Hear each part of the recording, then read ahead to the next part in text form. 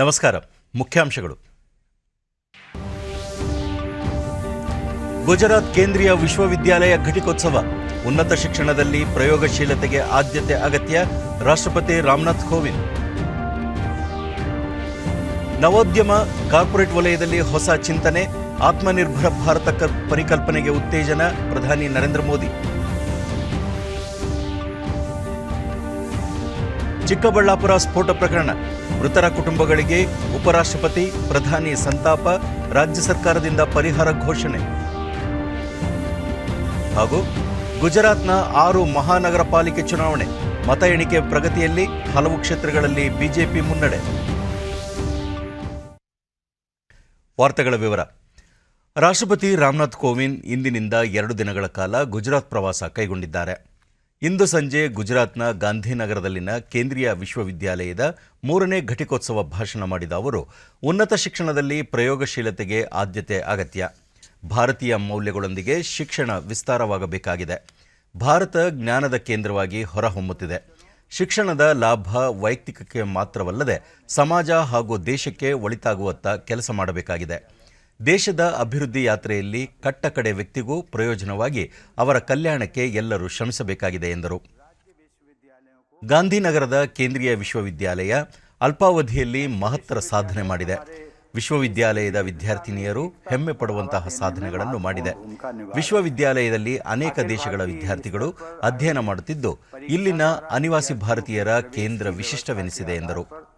इस विश्वविद्यालय में भारत के लगभग 30 राज्यों के होनहार विद्यार्थी शिक्षा प्राप्त कर रहे हैं.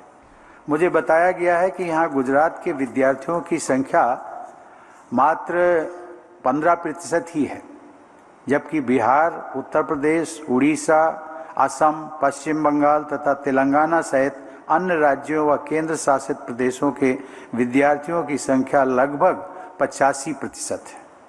इस प्रकार आपका ये परिसर एक मिनी इंडिया जैसा है तथा राष्ट्रीय एकता की हमारी भावना को शक्ति प्रदान कर रहा है. 21वीं सदी में स्थापित इस विश्वविद्यालय से यह अपेक्षा की जाती है कि यहाँ के विद्यार्थी और प्राध्यापक इस सदी की जरूरतों को पूरा करने और चुनौतियों का सामना करने में सक्षम सिद्ध होंगे.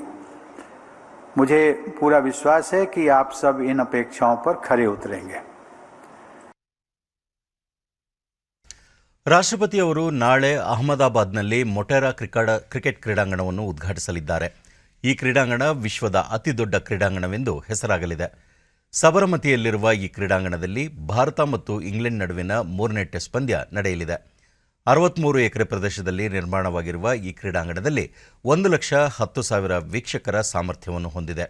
ಸದ್ಯ ಮೆಲ್ಬರ್ನ್ ವಿಶ್ವದ ಅತಿ ದೊಡ್ಡ ಕ್ರೀಡಾಂಗಣವೆಂದು ಹೆಸರಾಗಿದ್ದು, ಮೊಟೆರಾ ಅದನ್ನು ಹಿಂದಿಕ್ಕಲಿದೆ. 21ನೇ ಶತಮಾನದ ಭಾರತದ ಆಶೋತ್ತರ ಬದಲಾಗಿರುವುದರಿಂದ ಐಐಟಿಗಳು ಇದೀಗ ಮುಂದಿನ ಹಂತಕ್ಕೆ ಸಾಗಿ ದೇಶೀಯ ತಂತ್ರಜ್ಞಾನ ಸಂಸ್ಥೆಗಳಾಗಬೇಕು ಎಂದು ಪ್ರಧಾನಿ ನರೇಂದ್ರ ಮೋದಿ ಹೇಳಿದ್ದಾರೆ.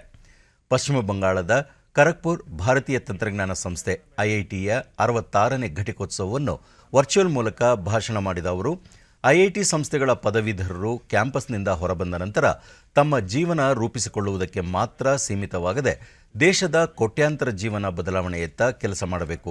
ಸ್ವಯಂ ನವೋದ್ಯಮಗಳನ್ನು ಸ್ಥಾಪಿಸಬೇಕು. ಈ ಮೂಲಕ ದೇಶದ 130 ಕೋಟಿ ಜನರ ಆಕಾಂಕ್ಷೆಗಳ ಪ್ರತಿನಿಧಿಗಳಾಗಬೇಕು. ಇಂದಿಗೆ ಏನು ಬೇಕಾಗಿದೆ, 10 ವರ್ಷಗಳ ನಂತರ ಏನು ಅಗತ್ಯವಾಗಿದೆ ಎಂಬುದರ ಕುರಿತು ಕೆಲಸ ಮಾಡಿ ನಾಳಿನ ಆವಿಷ್ಕಾರಗಳನ್ನು ಇಂದು ನಡೆಸಬೇಕಾದ ಅಗತ್ಯವಿದೆ ಎಂದು ಅವರು ಹೇಳಿದರು. ದೇಶದಲ್ಲಿ ಆವಿಷ್ಕಾರ, ನವೋದ್ಯಮ ಹಾಗೂ ಕಾರ್ಪೊರೇಟ್ ವಲಯಗಳಲ್ಲಿ ಹೊಸ ಪರಿಸರ ನಿರ್ಮಾಣದೊಂದಿಗೆ ಆತ್ಮನಿರ್ಭರ ಭಾರತಕ್ಕೆ ಉತ್ತೇಜನ ದೊರೆಯುತ್ತಿದೆ ಎಂದು ಪ್ರಧಾನಿ ನರೇಂದ್ರ ಮೋದಿ ಹೇಳಿದ್ದಾರೆ. ರಾಜ್ಯಪಾಲರಾದ ಜಗದೀಪ್ ಧನ್ಕರ್, ಕೇಂದ್ರ ಶಿಕ್ಷಣ ಸಚಿವ ರಮೇಶ್ ಪೋಖ್ರಿಯಾಲ್ ನಿಶಾಂಕ್ ಭಾಗವಹಿಸಿದ್ದರು. आप सभी से सिर्फ आपके पेरेंट्स और आपके प्रोफेसर्स की ही उम्मीदें नहीं जुड़ी हैं, बल्कि 130 करोड़ भारतवासियों की आकांक्षाओं के भी आप प्रतिनिधि हैं. इसलिए इस संस्थान से देश को 21वीं सदी के आत्मनिर्भर भारत में बन रहे नए इकोसिस्टम के लिए नई लीडरशिप की भी उम्मीद है। नया इकोसिस्टम हमारे स्टार्टअप्स की दुनिया में, नया इकोसिस्टम हमारे इनोवेशन रिसर्च की दुनिया में, नया इकोसिस्टम हमारे कॉरपोरेट वर्ल्ड में और नया इकोसिस्टम देश की प्रशासनिक व्यवस्था में। इस कैंपस से निकलकर आपको सिर्फ अपना नया जीवन ही स्टार्ट नहीं करना है, बल्कि आपको देश के करोड़ों लोगों के जीवन में बदलाव लाने वाले स्वयं में एक स्टार्टअप भी बनना है। इसलिए ये जो डिग्री, ये जो मेडल आपके हाथ में है, वो एक तरह से करोड़ों आशाओं का आकांक्षा पत्र है, जिन्हें आपको पूरा करना है। आप वर्तमान पर नजर रखते हुए फ्यूचर को भी एंटीसिपेट करें। हमारी आज की जरूरतें क्या हैं और 10 साल बाद क्या जरूरतें होने वाली हैं, उनके लिए आज काम करेंगे तो कल के इनोवेशंस भारत आज बनाएगा। साथियों, इंजीनियर होने के नाते एक क्षमता आप में सहज रूप से विकसित होती है और वो है चीजों को पैटर्न से पेटेंट तक ले जाने की क्षमता। यानी एक तरह से आप में विषयों को ज्यादा विस्तार से देखने की, एक नए विजन की आप में एक क्षमता होती है। ಜಿಲ್ಲೆಯ ಪೆರೆಸಂದ್ರ ಸಮೀಪದ ಹಿರೇನಾಗವೇಲಿ ಗ್ರಾಮದಲ್ಲಿ ಕಳೆದ ರಾತ್ರಿ ಕಲ್ಲುಕ್ವಾರಿ ಬಳಿ ಜಿಲೆಟಿನ್ ಸ್ಫೋಟ ಸಂಭವಿಸಿದೆ. ಘಟನೆಯಲ್ಲಿ 6 ಮಂದಿ ಸ್ಥಳದಲ್ಲೇ ಸಾವನ್ನಪ್ಪಿದ್ದು ಹಲವರು ಗಾಯಗೊಂಡಿದ್ದಾರೆ.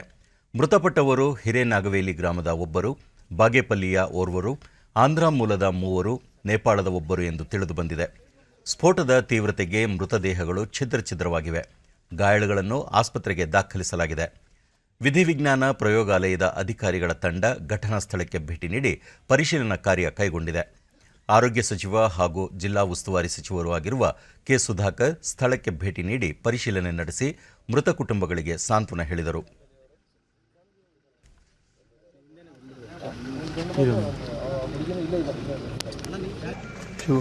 ಬಳಿಕ ಕೆ. ಸುಧಾಕರ್, ಶಿವಮೊಗ್ಗ ಸ್ಫೋಟದ ಬಳಿಕ ಜಿಲ್ಲೆಯಲ್ಲಿಯೂ ಅಕ್ರಮ ಗಣಿಗಾರಿಕೆ ಅಡ್ಡೆಗಳ ಮೇಲೆ ದಾಳಿ ನಡೆಸಿ ಕ್ರಮ ಕೈಗೊಳ್ಳಲಾಗಿತ್ತು. ಇಷ್ಟಾದರೂ ಈ ದುರ್ಘಟನೆ ನಡೆದಿರುವುದು ವಿಪರ್ಯಾಸ. ಶೀಘ್ರದಲ್ಲಿಯೇ ತಪ್ಪಿತಸ್ಥರ ವಿರುದ್ಧ ಕ್ರಮ ಕೈಗೊಳ್ಳಲಾಗುವುದು. ಅಲ್ಲದೆ ಅಕ್ರಮ ಸ್ಫೋಟಕ ಸರಬರಾಜು ಮಾಡಿದವರ ಮೇಲೂ ನಿರ್ದಾಕ್ಷಿಣ್ಯ ಕ್ರಮ ತೆಗೆದುಕೊಳ್ಳುತ್ತೇವೆ ಎಂದು ತಿಳಿಸಿದರು. ಏನಿವತ್ತು ಎಕ್ಸ್ಪ್ಲೋಸಿವ್ ಅನ್ನು ನಾನು ಜಿಲ್ಲಾ ಉಸ್ತುವಾರಿ ಸಚಿವನಾಗಿ ಹೇಳಿದ್ದೆ, ಯಾವುದೇ ರೀತಿಯಲ್ಲಿ ಅಕ್ರಮವಾಗಿ ಸ್ಫೋಟಗಳನ್ನು ಯಾರೂ ಕೂಡ ದಾಸ್ತಾನು ಮಾಡಬಾರ್ದು. ಅನಧಿಕೃತವಾಗಿ ಯಾರೂ ಕೂಡ ಕಾರ್ಯಗಳನ್ನು, ಜಲ್ಲಿ ಕ್ರಷರ್ಗಳನ್ನು ನಡೆಸಬಾರ್ದು. ಹೀಗೆ ಎಲ್ಲರೂ ಕೂಡ ಇವತ್ತು ನತದೃಷ್ಟರು. ಅವರ ಸಾವು ನಿಜವಾಗಿಯೂ ಕೂಡ ಅವರ ಸಾವು ಇಲ್ಲಿ ನೋಡುತ್ತಿರ್ತಕ್ಕಂಥದ್ದು. ಅವರ ದೇಹಗಳು ಒಂದೊಂದು ಡೈರೆಕ್ಷನ್ನಲ್ಲಿ ಇರ್ತಕ್ಕಂಥದ್ದು ನೋಡಿದಾಗ ನಿಜವಾಗಿಯೂ ಕೂಡ ಹೃದಯ ಕಿತ್ತು ಬರುವಂಥ ಸ್ಥಿತಿ ಇದೆ. ಪದಗಳು ಕೂಡ ಬರಲಿಕ್ಕೆ ಸಾಧ್ಯ ಆಗ್ತಾ ಇಲ್ಲ. ಅವರ ಕುಟುಂಬ ಸದಸ್ಯರು ಈ ದುಃಖನ ಯಾವ ರೀತಿ ಭರಿಸಬೇಕಾಗ್ತದೆ ಗೊತ್ತಿಲ್ಲ. ಇಂಥ ಅನಧಿಕೃತವಾಗಿ ಮಾಲೀಕರು ದಾಸ್ತಾನು ಮಾಡಿರ್ತಕ್ಕಂಥ ಸ್ಫೋಟಕಗಳು ನಿಜವಾಗಿಯೂ ಕೂಡ ಇದು ಖಂಡನಾರ್ಹ. ಇದನ್ನು ಕಾನೂನು ರೀತಿ ಉಗ್ರ ಕ್ರಮ ತೆಗೆದುಕೊಳ್ಳಲಿಕ್ಕೆ. ಈ ಮಧ್ಯೆ ಗೃಹ ಸಚಿವ ಬಸವರಾಜ ಬೊಮ್ಮಾಯಿ ಸ್ಥಳಕ್ಕೆ ಭೇಟಿ ನೀಡಿ ಪರಿಶೀಲನೆ ನಡೆಸಿದರು.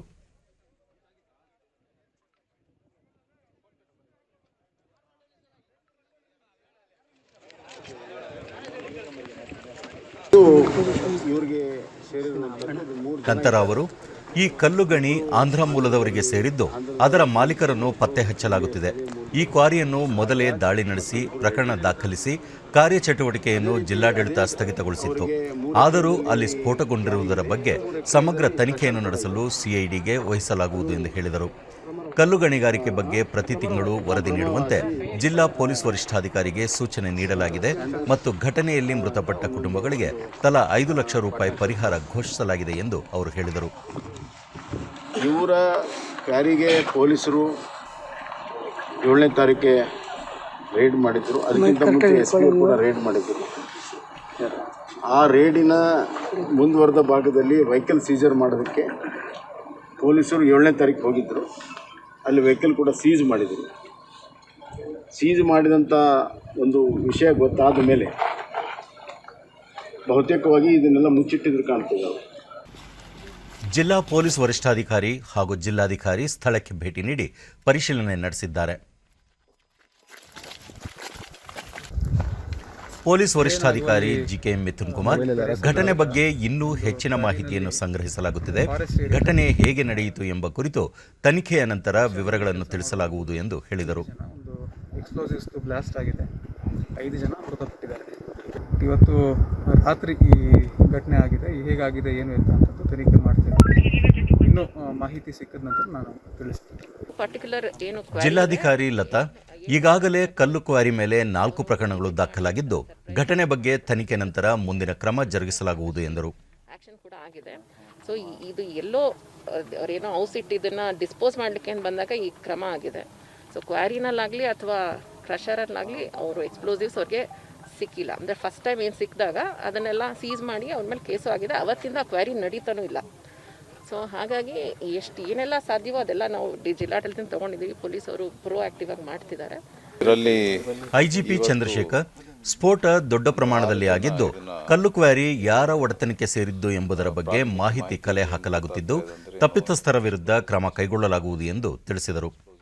ಮುಚ್ಚಿಟ್ಟಿದ್ದಾರೋ ಅದನ್ನು ಈ ಫಾರೆಸ್ಟ್ ಏರಿಯಲ್ಲಿ ಬಿಸಾಕಕ್ಕೆ ಬಂದಿದ್ದಾರೆ ಅಂತ ಅನ್ನಿಸ್ತಾ ಇದೆ.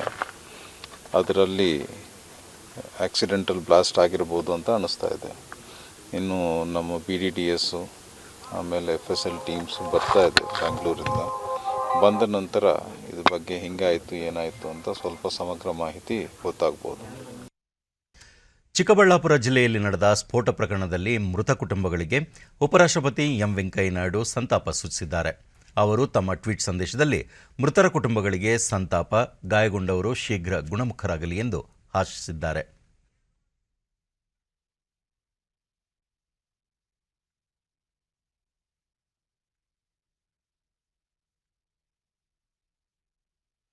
ಪ್ರಧಾನಿ ನರೇಂದ್ರ ಮೋದಿ ತಮ್ಮ ಟ್ವೀಟ್ ಸಂದೇಶದಲ್ಲಿ ಮೃತಪಟ್ಟವರಿಗೆ ಸಂತಾಪ ಸೂಚಿಸಿದ್ದು, ಗಾಯಗೊಂಡಿರುವವರು ಶೀಘ್ರ ಗುಣಮುಖರಾಗಲಿ ಎಂದು ಪ್ರಾರ್ಥಿಸುವುದಾಗಿ ಹೇಳಿದ್ದಾರೆ. ಈ ಮಧ್ಯೆ ಮುಖ್ಯಮಂತ್ರಿ BS ಯಡಿಯೂರಪ್ಪ ತಮ್ಮ ಟ್ವೀಟ್ ಸಂದೇಶದಲ್ಲಿ ಚಿಕ್ಕಬಳ್ಳಾಪುರ ಜಿಲ್ಲೆಯ ಹಿರೇನಾಗವೇಲಿ ಗ್ರಾಮದಲ್ಲಿ ಜಿಲೆಟಿನ್ ಸ್ಫೋಟ ಪ್ರಕರಣದ ಸಂಪೂರ್ಣ ತನಿಖೆ ನಡೆಸಿ ತಪ್ಪಿತಸ್ಥರ ವಿರುದ್ಧ ಕಠಿಣ ಕಾನೂನು ಕ್ರಮ ಕೈಗೊಳ್ಳಲಾಗುವುದು ಎಂದು ತಿಳಿಸಿದ್ದಾರೆ. ಸ್ಫೋಟದಲ್ಲಿ 6 ಮಂದಿ ಮೃತಪಟ್ಟಿರುವುದು ತೀವ್ರ ಆಘಾತ ತಂದಿದೆ. ಜಿಲ್ಲಾ ಉಸ್ತುವಾರಿ ಸಚಿವರು ಮತ್ತು ಹಿರಿಯ ಅಧಿಕಾರಿಗಳಿಂದ ಮಾಹಿತಿ ಪಡೆಯಲಾಗುತ್ತಿದೆ. ಈ ದುರ್ಘಟನೆಯ ಬಗ್ಗೆ ಉನ್ನತ ಮಟ್ಟದ ತನಿಖೆ ನಡೆಯುತ್ತಿದ್ದು ತಪ್ಪಿತಸ್ಥರ ವಿರುದ್ಧ ನಿರ್ದಾಕ್ಷಿಣ್ಯ ಕ್ರಮ ಕೈಗೊಳ್ಳಲಾಗುವುದು ಎಂದು ಹೇಳಿದ್ದಾರೆ.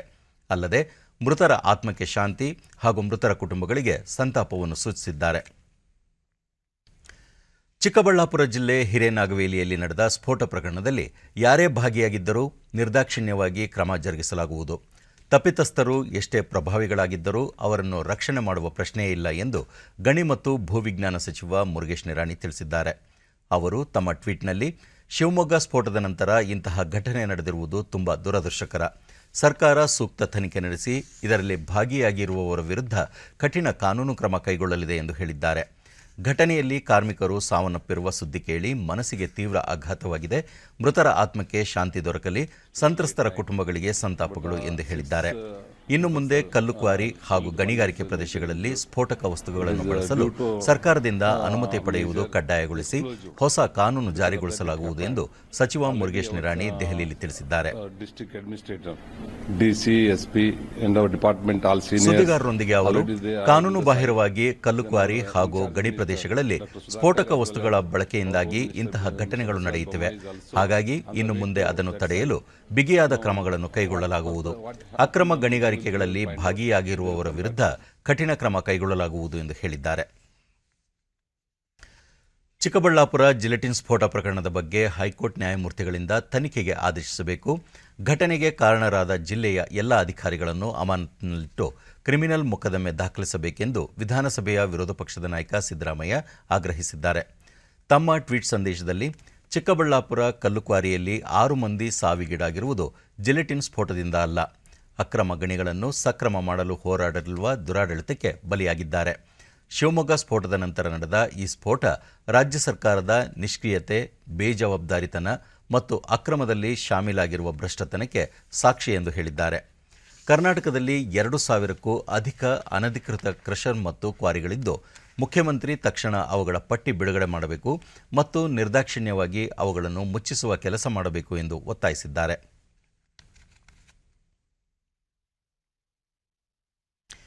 ಕೊರೋನಾ ಮಾತ್ರವಲ್ಲ, ಭವಿಷ್ಯದಲ್ಲಿ ಎದುರಾಗಲಿರುವ ಎಲ್ಲ ಬಗೆಯ ಸಾಂಕ್ರಾಮಿಕಗಳ ವಿರುದ್ಧ ಹೋರಾಡಲು ದೇಶದ ಆರೋಗ್ಯ ವಲಯವನ್ನು ಸಜ್ಜುಗೊಳಿಸಲು ಹಲವು ಕ್ರಮಗಳನ್ನು ಕೈಗೊಳ್ಳಲಾಗುತ್ತಿದೆ ಎಂದು ಪ್ರಧಾನಿ ನರೇಂದ್ರ ಮೋದಿ ಹೇಳಿದ್ದಾರೆ. ಅವರು ಇಂದು ಆರೋಗ್ಯ ವಲಯಕ್ಕೆ ಸಂಬಂಧಿಸಿದಂತೆ ಬಜೆಟ್ ಅಂಶಗಳ ಕುರಿತು ವೆಬಿನಾರ್ ಮೂಲಕ ಮಾತನಾಡಿ, ಬಜೆಟ್ನಲ್ಲಿ ಘೋಷಿಸಲಾಗಿರುವ ಎಲ್ಲ ಯೋಜನೆಗಳು ಏಪ್ರಿಲ್ 1ರಿಂದ ಆರಂಭವಾಗಲಿದೆ. ಹಾಗಾಗಿ ಫೆಬ್ರವರಿ ಮತ್ತು ಮಾರ್ಚ್ ತಿಂಗಳಲ್ಲಿ ಯೋಜನೆಗಳ ಜಾರಿಗೆ ಅಗತ್ಯ ಸಿದ್ಧತೆ ಕೈಗೊಳ್ಳಲಾಗುವುದು ಎಂದರು. ಆರೋಗ್ಯ ವಲಯಕ್ಕೆ ಹಿಂದೆಂದೂ ನೀಡದಷ್ಟು ಪ್ರಾಮುಖ್ಯತೆಯನ್ನು ನೀಡಿ ಅಧಿಕ ಮೊತ್ತವನ್ನು ನಿಗದಿಪಡಿಸಲಾಗಿದೆ. ಸ್ವಾಸ್ಥ್ಯ ರಕ್ಷಣೆ ಬದ್ಧತೆಯ ಪ್ರತೀಕವಾಗಿದೆ ಎಂದು ಪ್ರಧಾನಿ ಹೇಳಿದರು. ಕೊರೋನಾ ಅಗ್ನಿ ಪರೀಕ್ಷೆಯನ್ನು ದೇಶ ಯಶಸ್ವಿಯಾಗಿ ಎದುರಿಸಿದೆ. ಲಕ್ಷಾಂತರ ಜೀವವನ್ನು ಉಳಿಸುವಲ್ಲಿ ಯಶಸ್ವಿಯಾಗಿದ್ದೇವೆ. ದೇಶದಲ್ಲಿ ಪ್ರಯೋಗಾಲಯ ಸೇರಿದಂತೆ ಆರೋಗ್ಯ ವಲಯದಲ್ಲಿ ಸರ್ಕಾರ ಮತ್ತು ಖಾಸಗಿ ಸಹಭಾಗಿತ್ವದಲ್ಲಿ ಮೂಲಸೌಕರ್ಯವನ್ನು ಭಾರೀ ಪ್ರಮಾಣದಲ್ಲಿ ವೃದ್ಧಿಸಲಾಗಿದೆ ಎಂದರು. ಭವಿಷ್ಯದಲ್ಲಿ ಎದುರಾಗಬಹುದಾದ ಸಾಂಕ್ರಾಮಿಕಗಳ ವಿರುದ್ಧ ಹೋರಾಡಲು ಆರೋಗ್ಯ ಕ್ಷೇತ್ರದ ಬಲವರ್ಧನೆ ಅವಶ್ಯಕ. ಆ ನಿಟ್ಟಿನಲ್ಲಿ ವೈದ್ಯಕೀಯ ಸಾಧನಗಳಿಂದ ಔಷಧಿಗಳವರೆಗೆ, ವೆಂಟಿಲೇಟರ್ನಿಂದ ವ್ಯಾಕ್ಸಿನ್ವರೆಗೆ, ವೈದ್ಯರಿಂದ ತಜ್ಞರವರೆಗೆ ಎಲ್ಲ ರೀತಿಯಲ್ಲೂ ದೇಶವನ್ನು ಸಜ್ಜುಗೊಳಿಸಲಾಗುವುದು ಎಂದರು. ಆರೋಗ್ಯ ಕ್ಷೇತ್ರದ ಬಲವರ್ಧನೆಗೆ ಪಿಎಂ ಆತ್ಮನಿರ್ಭರ ಸ್ವಾಸ್ಥ್ಯ ಭಾರತ್ ಯೋಜನೆಯನ್ನು ಜಾರಿಗೊಳಿಸುತ್ತಿದ್ದು, ಇದು ದೇಶದ ಆರೋಗ್ಯ ವಲಯದಲ್ಲಿ ಮಹತ್ವದ ಬದಲಾವಣೆಯನ್ನು ತರಲಿದೆ. 2025ರ ವೇಳೆಗೆ ಕ್ಷಯರೋಗ ನಿರ್ಮೂಲನೆ ಸರ್ಕಾರದ ಗುರಿಯಾಗಿದೆ. ಮುಖಗವಸು ಧರಿಸುವುದು, ತ್ವರಿತವಾಗಿ ರೋಗ ಪತ್ತೆ ಮತ್ತು ಚಿಕಿತ್ಸೆಯು ರೋಗ ತಡೆಗೆ ಅತಿ ಮುಖ್ಯವಾಗಿವೆ ಎಂದು ಹೇಳಿದ್ದಾರೆ. ವೆಬಿನಾರ್ನಲ್ಲಿ ಕೇಂದ್ರ ಆರೋಗ್ಯ ಸಚಿವ ಡಾಕ್ಟರ್ ಹರ್ಷವರ್ಧನ್ ಪಾಲ್ಗೊಂಡಿದ್ದರು. हर देशवासी को बेहतर स्वास्थ्य सुविधा देने की हमारी प्रतिबद्धता का प्रतीक है. बीता वर्ष एक तरह से देश के लिए, दुनिया के लिए, पूरी मानव जात के लिए और खास करके हेल्थ सेक्टर के लिए एक प्रकार से अग्नि परीक्षा की तरह रहा था. मुझे खुशी है कि आप सभी देश का हेल्थ सेक्टर इस अग्नि परीक्षा में हम सफल हुए हैं. अनेकों की जिंदगी बचाने में हम कामयाब रहे हैं. कुछ महीनों के भीतर ही जिस तरह देश ने करीब 2,500 लैब्स का नेटवर्क खड़ा किया, कुछ दर्जन टेस्ट से हम आज करीब 21 करोड़ टेस्ट के पड़ाव तक पहुंच पाए. ये सब सरकार और प्राइवेट सेक्टर के साथ मिलकर काम करने से ही संभव हुआ है. साथियों, कोरोना ने हमें ये सबक दिया है कि हमें सिर्फ आज ही महामारी से नहीं लड़ना है, बल्कि भविष्य में आने वाली ऐसी किसी भी स्थिति के लिए भी देश को तैयार करना है. ಹೊಸ ಕೃಷಿ ಕಾನೂನುಗಳ ಕುರಿತಂತೆ ಕಾಂಗ್ರೆಸ್ ಮುಖಂಡ ರಾಹುಲ್ ಗಾಂಧಿ ದಾರಿ ತಪ್ಪಿಸುವ ಹೇಳಿಕೆಗಳನ್ನು ಮುಂದುವರೆಸಿದ್ದಾರೆ ಎಂದು ಕೇಂದ್ರ ಸಂಸದೀಯ ವ್ಯವಹಾರಗಳ ಸಚಿವ ಪ್ರಹ್ಲಾದ್ ಜೋಶಿ ಹೇಳಿದ್ದಾರೆ. ಕೇರಳದಲ್ಲಿಂದು ಸುದ್ದಿಗೋಷ್ಠಿಯನ್ನು ಉದ್ದೇಶಿಸಿ ಅವರು ಕೃಷಿ ಕಾನೂನು ಮತ್ತು ರೈತ ಚಳವಳಿಗಳ ವಿಷಯದಲ್ಲಿ ರಾಹುಲ್ ಗಾಂಧಿ ರಾಜಕೀಯ ಮಾಡಲು ಹೊರಟಿದ್ದಾರೆ. ಎಪಿಎಂಸಿ ಪರ ಮಾತನಾಡುತ್ತಿರುವ ಅವರು ಕೇರಳದಲ್ಲಿ ಇದು ಏಕೆ ಜಾರಿಗೆ ಬಂದಿಲ್ಲ ಎಂದು ಪ್ರಶ್ನಿಸುತ್ತಿಲ್ಲ. ಕಾಂಗ್ರೆಸ್ ಸರ್ಕಾರವಿರುವ ಪಂಜಾಬ್ನಲ್ಲಿ ಕಾನೂನೊಂದನ್ನು ತರಲಾಗಿದ್ದು ಅದರಂತೆ ಒಪ್ಪಂದ ಉಲ್ಲಂಘಿಸಿದ ರೈತರನ್ನು ಜೈಲಿಗೆ ಕಳುಹಿಸುವ ಅವಕಾಶವಿದೆ ಎಂದರು. ಕೇರಳದಲ್ಲಿ ಎದುರಾಳಿಗಳಾಗಿರುವ ಎಲ್ಡಿಎಫ್ ಮತ್ತು ಯುಡಿಎಫ್ ದೆಹಲಿ ಮತ್ತು ಇತರ ಕಡೆ ಕೈಜೋಡಿಸಲು ದೆಹಲಿಯಲ್ಲಿ ಕಾಂಗ್ರೆಸ್ಗೆ ಬೆಂಬಲಿಸುತ್ತಿರುವ ಮಮತಾ ಬ್ಯಾನರ್ಜಿ ಪಶ್ಚಿಮ ಬಂಗಾಳದಲ್ಲಿ ಅದರಿಂದ ದೂರವಿದ್ದಾರೆ ಎಂದು ಹೇಳಿದರು. If you are so much favorable to the APMC, why there is no APMC in Kerala? ವಿಧಾನಮಂಡಲ ಅಧಿವೇಶನದ ಸಂದರ್ಭದಲ್ಲಿ ಮೇಲ್ಮನೆಯಲ್ಲಿ ಮೊಬೈಲ್ ಬಳಕೆ ನಿಷೇಧಿಸುವುದು ಸೇರಿದಂತೆ ಕೆಲ ನಿಯಮಾವಳಿಗಳನ್ನು ಜಾರಿಗೆ ತರಲಾಗುವುದು ಎಂದು ಮೇಲ್ಮನೆ ಸಭಾಪತಿ ಬಸವರಾಜ ಹೊರಟ್ಟಿ ಬೆಂಗಳೂರಿನಲ್ಲಿಂದು ತಿಳಿಸಿದ್ದಾರೆ. ಖಾಸಗಿ ಸುದ್ದಿವಾಹಿನಿಗಳ ಕ್ಯಾಮೆರಾಗಳ ಪ್ರವೇಶಕ್ಕೆ ನಿರ್ಬಂಧ ಇರುವುದಿಲ್ಲ. ಆದರೆ ಮಾಧ್ಯಮಗಳು ಸ್ವಯಂ ನಿಯಂತ್ರಣ ಹಾಗೂ ವಿವೇಚನಾಬದ್ಧವಾಗಿ ಕಾರ್ಯನಿರ್ವಹಿಸುವುದು ಅಗತ್ಯವಾಗಿದೆ ಎಂದು ಅವರು ಸಲಹೆ ನೀಡಿದ್ದಾರೆ. ಅಧಿವೇಶನ ಮಾರ್ಚ್ 4ರಿಂದ ಆರಂಭವಾಗಲಿದ್ದು ಪ್ರಶ್ನೋತ್ತರ ಮತ್ತು ಇತರ ಕಲಾಪಗಳನ್ನು ನಡೆಸಲು ನಿರ್ಧರಿಸಲಾಗಿದೆ. ಒಂದು ದೇಶ ಒಂದು ಚುನಾವಣೆ ವಿಚಾರವಾಗಿ ಚರ್ಚೆ ನಡೆಸುವ ಸಂಬಂಧ ಸರ್ಕಾರದಿಂದ ಯಾವುದೇ ಅಧಿಕೃತ ಮಾಹಿತಿ ಲಭ್ಯವಾಗಿಲ್ಲ ಎಂದು ಅವರು ವಿವರಿಸಿದರು. ಮೀಸಲಾತಿಗೆ ಬಡತನವೇ ಮಾನದಂಡವಾಗಬೇಕು. ಕುಟುಂಬಗಳ ಆರ್ಥಿಕ ವ್ಯವಸ್ಥೆಯನ್ನು ಪರಿಗಣಿಸಿ ಮೀಸಲಾತಿ ಜಾರಿಗೊಳಿಸಿದಾಗ ಎಲ್ಲ ಬಡವರಿಗೆ ನ್ಯಾಯ ದೊರೆಯುತ್ತದೆ ಎಂದು ಅಭಿಪ್ರಾಯಪಟ್ಟ ಅವರು ರಾಜ್ಯದಲ್ಲಿ ನಡೆಯುತ್ತಿರುವ ಹೋರಾಟಗಳ ಕುರಿತು ಪ್ರತಿಕ್ರಿಯೆ ನೀಡಲು ನಿರಾಕರಿಸಿದರು. ನಾವು ಆರ್ಥಿಕ ವ್ಯವಸ್ಥೆಯನ್ನು ನೋಡಿ ಅದನ್ನು ಮಾಡುವಂಥದ್ದು ಸೂಕ್ತ ಅಂತ ನನ್ನ ಅನಿಸಿಕೆ. ಆ ಥರ ಮಾಡಿದರೆ ಎಲ್ಲರಿಗೂ ನ್ಯಾಯ ಸಿಗ್ತಿದೆ ಅನ್ನುವಂಥದ್ದು ಇನ್ಮೇಲೆ ಕಾಲ ಬರ್ಬೋದು. ಅದು ಮಾಡೋದು ಒಂದು ಸೂಕ್ತ ಅಂತೇಳಿ ನನ್ನ ಒಂದು ಸಲಹೆ ಸರ್ಕಾರಕ್ಕೆ. ಆತ್ಮನಿರ್ಭರ ಭಾರತ ಪರಿಕಲ್ಪನೆಯಡಿ ಕಿರು ಆಹಾರ ಸಂಸ್ಕರಣಾ ಉದ್ದಿಮೆಗಳನ್ನು ನಿಯಮಬದ್ಧಗೊಳಿಸುವ ಪ್ರಕ್ರಿಯೆಯನ್ನು ಜಾರಿಗೊಳಿಸಲಾಗಿದೆ. ರಾಜ್ಯದ ಚಿಕ್ಕಮಗಳೂರು ಜಿಲ್ಲೆಯಲ್ಲಿ ಸಾಂಬಾರ ಪದಾರ್ಥಗಳ ಬೆಳೆಗೆ ಆದ್ಯತೆ ನೀಡಿ ಬೆಳೆ ಸಂಸ್ಕರಣಾ ಉದ್ದಿಮೆಗಳಿಗೆ ಮತ್ತು ವ್ಯಾಪಾರಸ್ಥರಿಗೆ ನೆರವು ಒದಗಿಸಲಾಗಿದೆ. ಕಿರು ಸಂಸ್ಕರಣಾ ಉದ್ದಿಮೆಗಳ ಉನ್ನತೀಕರಣ, ತಾಂತ್ರಿಕ ನೆರವು ಮತ್ತು ಮಾರಾಟಕ್ಕೆ ಸೂಕ್ತ ಬೆಂಬಲ ಒದಗಿಸಲು ಯೋಜನೆ ರೂಪಿಸಲಾಗಿದೆ. ಇದರಿಂದ ಸಣ್ಣ ಉದ್ದಿಮೆದಾರರು ಸರ್ಕಾರದ ನೆರವು ಪಡೆದು ತಮ್ಮ ಉದ್ದಿಮೆಯನ್ನು ಉನ್ನತೀಕರಣಗೊಳಿಸಲು ಅವಕಾಶ ಕಲ್ಪಿಸಲಾಗಿದೆ.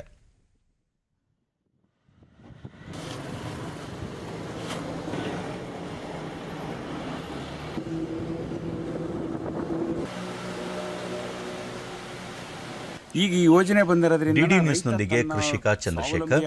ಆತ್ಮನಿರ್ಭರ ಭಾರತ ಪರಿಕಲ್ಪನೆಯಡಿ ರೈತರ ಸಬಲೀಕರಣಕ್ಕೆ ಆದ್ಯತೆ ನೀಡಿ ಸರ್ಕಾರ ನೆರವು ಒದಗಿಸಿದೆ. ಒಂದು ಜಿಲ್ಲೆ ಒಂದು ಉತ್ಪನ್ನ ಯೋಜನೆಯಡಿ ಸಾಂಬಾರ ಬೆಳೆಗೆ ಆದ್ಯತೆ ನೀಡಿ ನೆರವು ಒದಗಿಸಲಾಗುತ್ತಿದೆ ಎಂದರು. ಉಪೇಕ್ಷೆ ಮಾಡಿದ್ದಾರೆ. ಅದೇ ರೀತಿ ಜಾಯಿಕಾಯಿ ಇರ್ಬೋದು, ಇವೆಲ್ಲವನ್ನು ಬೆಳೆಯೋದಕ್ಕೆ ಆಸ್ಪದ ಮಾಡ್ಕೊಂಡು ಬೆಳೆದಿದ್ದೆ ಆದರೆ ರೈತ ಸ್ವಾವಲಂಬಿಯಾಗಿ ಬದುಕೋದಕ್ಕೆ ಒಂದು ಅವಕಾಶ ಸಿಗುತ್ತೆ ಅಂತೇಳಿ ನಾನು ಭಾವಿಸಿದ್ದೀನಿ. ಸಾಂಬಾರ್ ಪದಾರ್ಥಗಳ ವರ್ತಕ ವೆಂಕಟೇಶ್, ಒಂದು ಜಿಲ್ಲೆ ಒಂದು ಉತ್ಪನ್ನ ಯೋಜನೆಯು ರೈತರಿಗೆ ಮಾತ್ರವಲ್ಲದೆ ಮಾರಾಟಗಾರರಿಗೂ ಲಾಭದಾಯಕವಾಗಿದೆ ಎಂದು ತಿಳಿಸಿದರು. ತುಂಬಾನೇ ಚೆನ್ನಾಗಿ ಹೋಗ್ತಾ ಇದೆ. ಟೂರಿಸ್ಟ್ ಅವರು ಬಂದು ನಮ್ಮ ಅಂಗಡಿ ಆಯ್ಕೆ ಮಾಡ್ಕೊಂಡು ಇಲ್ಲೇ ಮುಂಚೆ ಹೋಗ್ತಿದ್ದಾರೆ. ಈ ಒಂದು ನೋಡಲ್ ಅಧಿಕಾರಿ ವೆಂಕಟೇಶ್, ಯೋಜನೆಯಡಿ ಎಲ್ಲರಿಗೂ ತಂತ್ರಜ್ಞಾನ, ಆರ್ಥಿಕ ನೆರವು ಒದಗಿಸಲಾಗುತ್ತಿದ್ದು ಸಾರ್ವಜನಿಕರಿಂದ ಉತ್ತಮ ಪ್ರತಿಕ್ರಿಯೆ ದೊರಕಿದೆ. ಎಲ್ಲರೂ ಯೋಜನೆಯ ಲಾಭ ಪಡೆದುಕೊಳ್ಳಬೇಕು ಎಂದರು. ಯಾವುದರಲ್ಲಿ ಉದ್ದಿಮೆಯನ್ನು ಮಾಡಬಹುದು ಅನ್ನೋದ್ರ ಬಗ್ಗೆ ಸಾಕಷ್ಟು ಮಾಹಿತಿನ ಈಗಾಗಲೇ ನಾವು ಪ್ರತಿ ಸಭೆಗಳಲ್ಲಿ ಎಲ್ಲೆಲ್ಲಿ ಸಾಧ್ಯವಾಗುತ್ತೋ, ಎಲ್ಲೆಲ್ಲಿ ಜನಸಮೂಹ ಸೇರುತ್ತೋ ಅಲ್ಲ ಕಡೆಯೆಲ್ಲ ನಾವು ಪ್ರಚಾರವನ್ನು ಮಾಡಿದ್ದೀವಿ. ಈ ಥರ ಪ್ರಚಾರ ಮಾಡಿರೋದ್ರಿಂದ ನಮಗೆ 350ಕ್ಕೂ ಹೆಚ್ಚು ಆಸಕ್ತರು ಈಗಾಗಲೇ ಅರ್ಜಿನ ಸಲ್ಲಿಸಿದ್ದಾರೆ. ಈ ಥರ ಅರ್ಜಿ ಸಲ್ಲಿಸಿರೋರನ್ನು ನಾವು ಆನ್ಲೈನಲ್ಲಿ ದಾಖಲಿಸಬೇಕಾಗಿದೆ. ಆ ದಾಖಲಿಸ್ತಕ್ಕಂಥ ಕಾರ್ಯ ಪ್ರಗತಿಯಲ್ಲಿದೆ. ಜಿಲ್ಲೆಗೊಬ್ಬೊಬ್ಬ ಕೃಷಿ ಇಲಾಖೆ ಜಂಟಿ ನಿರ್ದೇಶಕ ತಿರುಮಲೇಶ್, ಸರ್ಕಾರದ ಪಿಎಂ ಎಫ್ಎಂಇ ಯೋಜನೆಯಡಿ ಪ್ರತಿ ಜಿಲ್ಲೆಗೆ ಒಂದು ಪ್ರಧಾನ ಬೆಳೆಯನ್ನು ಆಯ್ಕೆ ಮಾಡಿದ್ದು ಸರ್ಕಾರವು ಸಂಸ್ಕರಣಾ ಘಟಕಗಳನ್ನು ತೆರೆಯಲು ಸಹಕಾರವನ್ನು ಮಾಡುತ್ತಿದೆ ಎಂದು ವಿವರಿಸಿದರು. ಮಾಹಿತಿ ಕೊಡ್ತಾ ಇದ್ದಾರೆ. ಈ ಸಂಬಂಧ ನಾವು ಪಾಂಪ್ಲೆಟ್ಸ್ ಮಾಡಿದ್ದೀವಿ. ಈಗಾಗಲೇ ಕಳೆದ 15 ದಿವಸಗಳಿಂದ ಮಾನ್ಯ ಜಿಲ್ಲಾಧಿಕಾರಿಗಳು ಇದುವರೆಗೂ ನಮ್ಮ ಜಿಲ್ಲೆಯಲ್ಲಿ ಕೈಗೊಂಡಂಥ ಎಲ್ಲ ಚಟುವಟಿಕೆಗಳ ಬಗ್ಗೆ ಒಂದು ಪ್ರಗತಿ ಪರಿಶೀಲನಾ ಸಭೆಯನ್ನು ಮಾಡ್ತಾರೆ.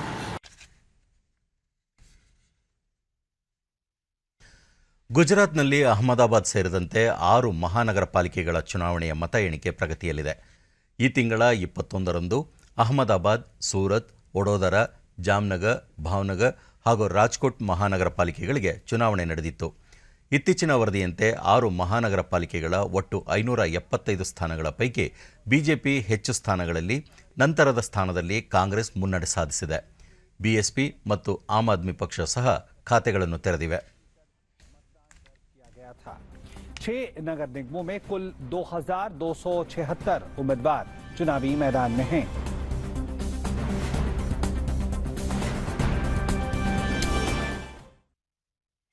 ದೇಶಾದ್ಯಂತ ಈವರೆಗೆ 1,17,00,000 ಕೋವಿಡ್ ಲಸಿಕೆ ಡೋಸುಗಳನ್ನು ನೀಡಲಾಗಿದೆ ಎಂದು ಕೇಂದ್ರ ಆರೋಗ್ಯ ಸಚಿವಾಲಯ ತಿಳಿಸಿದೆ.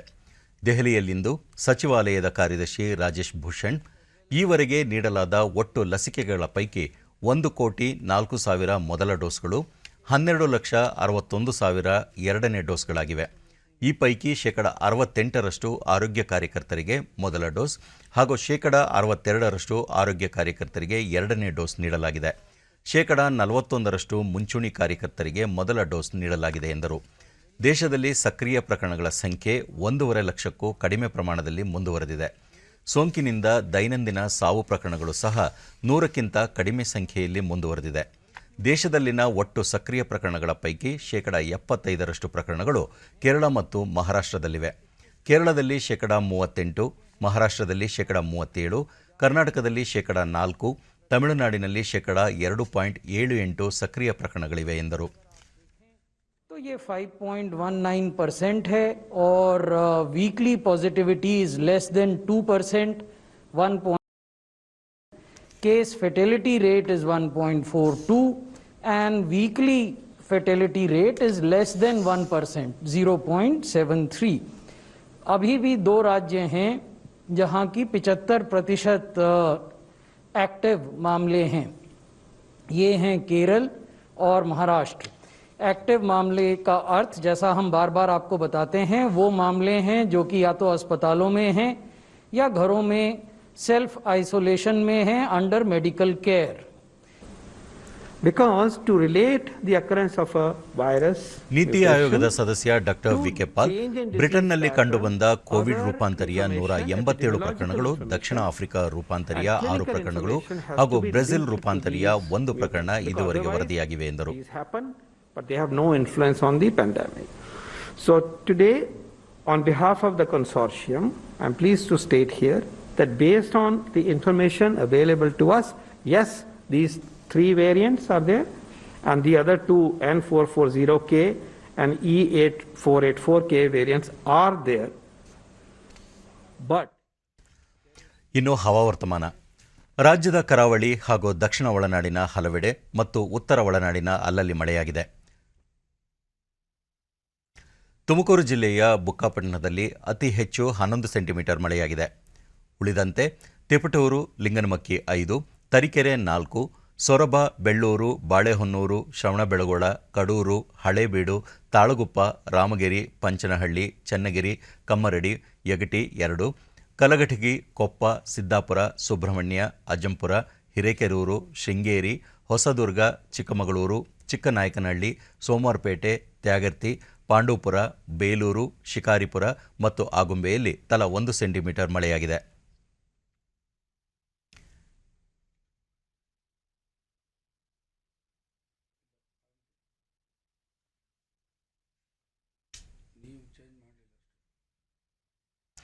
ಬೀದರ್ನಲ್ಲಿ ಕನಿಷ್ಠ ತಾಪಮಾನ 11.8 ಡಿಗ್ರಿ ಸೆಲ್ಸಿಯಸ್ ದಾಖಲಾಗಿದೆ. ಮುನ್ಸೂಚನೆಯಂತೆ ಮುಂದಿನ 24 ಗಂಟೆಗಳ ಅವಧಿಯಲ್ಲಿ ಕರಾವಳಿ, ದಕ್ಷಿಣ ಒಳನಾಡಿನ ಕೆಲವೆಡೆ ಚದುರಿದಂತೆ ಮಳೆ ಸಾಧ್ಯತೆ, ಉತ್ತರ ಒಳನಾಡಿನಲ್ಲಿ ಒಣಹವೆ ಇರಲಿದೆ. ಬೆಂಗಳೂರು ಸುತ್ತಮುತ್ತ ಶುಭ್ರ ಆಕಾಶ, ಮುಂಜಾನೆ ವೇಳೆ ಕೆಲವೆಡೆ ಮಂಜು ಮುಸುಕುವ ಸಂಭವ. ಗರಿಷ್ಠ ತಾಪಮಾನ 31 ಹಾಗೂ ಕನಿಷ್ಠ 18 ಡಿಗ್ರಿ ಸೆಲ್ಸಿಯಸ್ ದಾಖಲಾಗುವ ಸಂಭವ.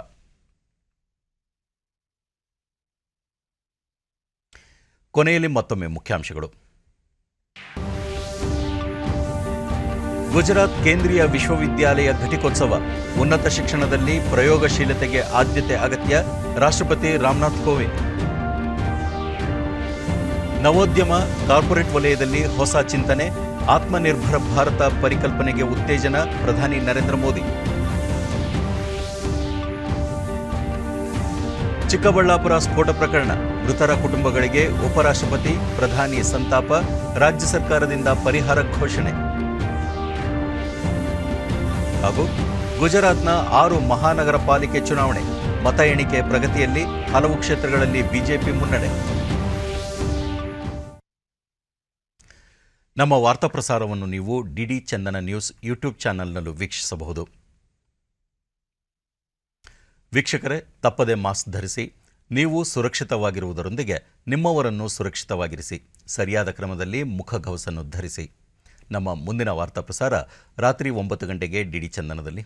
ನಮಸ್ಕಾರ.